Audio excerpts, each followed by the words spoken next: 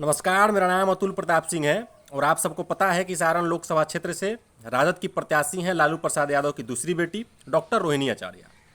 रोहिणी आचार्य जब सारण में जनसंपर्क कर रही हैं, सभा कर रही हैं, मंच से भाषण दे रही हैं, तो लोगों को ये बता रही हैं, लोगों से ये आग्रह कर रही हैं कि हमरा के वोट दी लोग, हमरा के जिताई लोग, हम जीत जाएम तो रुआ लोग के बेटी बन के सेवा करें। जैसे अपना माता पिता के सेवा कैले बानी, सेवा करतनी, वैसे ही बेटी बन के सारण के लोग के सेवा करें।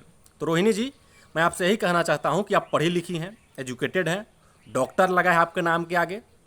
तो सबसे पहले तो आपको ये पता होना चाहिए कि लोकतंत्र में जो चुनाव हो रहा है ये किसी को बेटी बनाने के लिए नहीं हो रहा है, किसी को बेटा बनाने के लिए नहीं हो रहा है। ये चुनाव हो रहा है सांसद बनाने के लिए। सारण के लोग अपने बीच से अपना प्रतिनिधि चुन करके सदन में भेजेंगे, लोकसभा में भेजेंगे, उसके लिए चुनाव हो रहा है। तो ये बार बार जब कह रहे हैं कि बेटी बन के सेवा करें, बेटी बन के सेवा करें, तो बेटी बन के सेवा करने के लिए इलेक्शन नहीं होता है, उसके लिए कोई वोटिंग नहीं होता है। आपको ये बात पता होनी चाहिए। और अगर आप चुनाव जीत जाती हैं, यहाँ से लोग आपको अपना सांसद बना करके सदन में भेजते हैं, चुन करके भेजते हैं, तो आपके पास सारण के डेवलपमेंट के लिए, सारण को आगे बढ़ाने के लिए क्या आपके पास कोई प्लान है?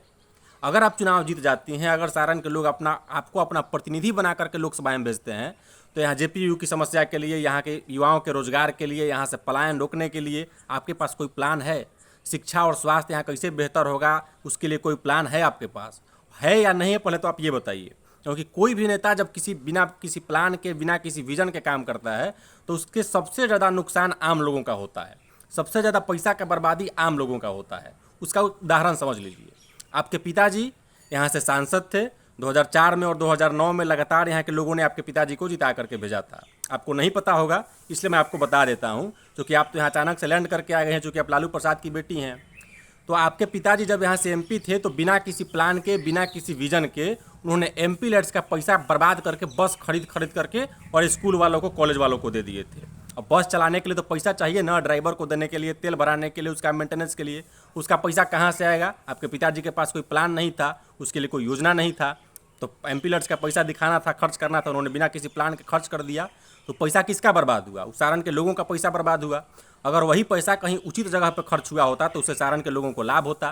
तो इसलिए आपको ये बताना होगा, अगर आप सारण से चाहती हैं कि लोग आपको जिता करके भेजें, तो आप बताइए कि अगले 5 साल के लिए आपके पास क्या प्लान है। अगर आप यहाँ से सांसद चुन करके लोकसभा में जाती हैं, तो सारण के डेवलपमेंट के लिए आपके पास क्या क्या प्लान है। बहुत बहुत धन्यवाद।